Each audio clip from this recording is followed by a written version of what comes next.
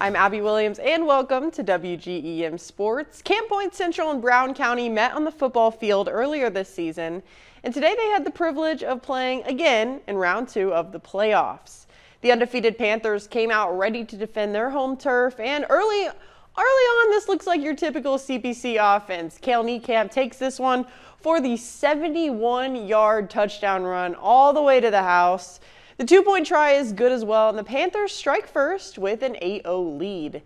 The Panthers go back on offense, but they get stung this time. Brown County forces the fumble and recovers it to send their offense back out on the field. A huge momentum shift for the Hornets. Brown County finds itself a tricky 4th down situation, but Hornets have a little magic up their sleeve. That's Vince Little to Bo Little to keep the drive alive. Hornets look to cap things off. That's Trey Fullerton taking the rock in for the score. Things are all tied up now at 8. And these Panthers don't back down. Cale Niekamp lobs the deep pass up to the middle for Curtis Rigg, making the catch, converting on 3rd down. But Hornet fans, fear not. This defense steps up big time, forces another turnover, and makes the recovery. The Hornets look to score. That's Vince Little sneaking in on the touchdown run, and Brown County leads. But the deciding play, Camp Point fakes the punt, throws the ball deep, and it is picked off. The touchdown gets called back, but the damage is done, and Brown County wins it 16-8. WGEM Sports Director Brendan Reedy was at the game and now joins us with the post-game report. Thanks, Abby. We're in Camp Point, Illinois, and what a game it was here today. And the elements were on full display. A lot of wind, a lot of rain. The story in this one was all defense. Brown County forced 4 turnovers, 3 fumbles, and 1 interception that would eventually seal the deal for that Hornet win. After talking to the players and the coaches, they're very amped up after this rematch victory over their rivals right down the road and are looking to keep it moving into the next round of the IHSA playoffs. They got us early in the season, and we told the kids we just got to play mistake-free football, and we did today. We didn't turn the ball over. We took advantage of some turnovers, and our defense played great. It feels great. We had talked about them since week 6, so we know what we had coming. But yeah. This feeling after beating them is just amazing. It feels really good. We hadn't beat them in a long time. I was in 8th grade the last time we beat them, so it felt really good. I remember being on the sideline as a ball boy that game, so it was really cool.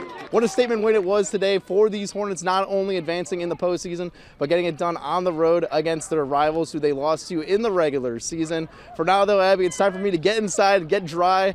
I'll send it back over to you in the studio.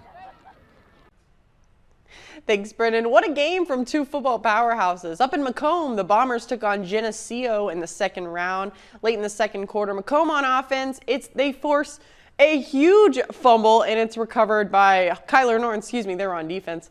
Bomber defense put a stop to that Maple Leaf drive. Now, let's talk some Macomb offense. QB Caden Up looks downfield, finds Drew Watson flying in to make the catch. That'll bring up a fresh set of downs as the Bombers set up for midfield. Macomb still on offense for this play. Nupp hands the ball off to Carter Havens, spinning out of the tackle before he's brought down. Unfortunately, it wasn't enough for the Bombers, and their season comes to an end after losing to Geneseo 29-0. On the college side of things, Western Illinois wins their 2nd game in a row as they beat Lindenwood today 24-21. QU fell to Upper Iowa 41-8, and Culver Stockton loses to Grandview 62-7.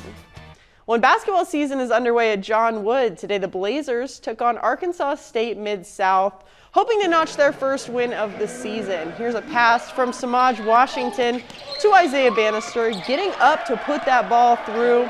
The Blazers are keeping things close here against Arkansas State Mid-South. Next, Nikos Conaway drives the ball to the paint. Nice 2 there for John Wood. Washington tosses the ball up, rebounded by Henry Arthur. He scores on the putback, but the Blazers couldn't hang on and fell to Arkansas State Mid-South 95-82. Well, in today's world of the transfer portal, it's rare to see a college program to retain all of their players. But Western Illinois women's basketball is the exception. WGEM's Victoria Bordenga has more on how the stars are aligning for this Leatherneck team. Season could be a really special season for us. This is the season where all the stars align. Only 27 D1 women's basketball programs had 0 players enter the transfer portal, and Western Illinois is one of those teams. Which is really cool, and it's really big and kind of special. in college sports today, especially basketball. And I think it really speaks to the culture that we have here and that JD's built here over the years and the girls that we have. Just playing with your best friends, it elevates everything. It makes you want to be here, want to do everything to the fullest of your ability. With the gang all back, the Leathernecks are ready to shine. They were ranked 3rd in the OVC preseason polls and are coming off an impressive postseason run in the NIT tournament, adding a little bit of pressure this season. It puts a little, I wouldn't say added pressure, but puts a little more us on other people's radar. When you have a year where everything comes together, then it puts some pressure on. If we can't, do what we want to do this year, will we ever, right? If we can't win a conference championship this year, how will we ever get to that point? And so I think it adds some pressure, and I think we're going to try to focus on that right from the get-go. Not wait till Christmas to feel that pressure. But I told our players I feel like we're a favorite in every game we play. All eyes are on Western Illinois as they elevate their play from last year's run, picking up where they left off and aiming to play in the big dance. We were just excited to keep playing. We were excited for the opportunity. We wanted to make it as far as we could go, and like you said, use that as kind of experience and then a little bit of a motivation to now this year hopefully pick up right where we left off with the NIT and just kind of carry it throughout the whole season and hopefully make it to the tournament. Victoria Bordenga, WGEM Sports, Macomb. Thanks, Victoria. The WIU women's team is now 1-0 and look ahead to play Northern Illinois on the road Tuesday.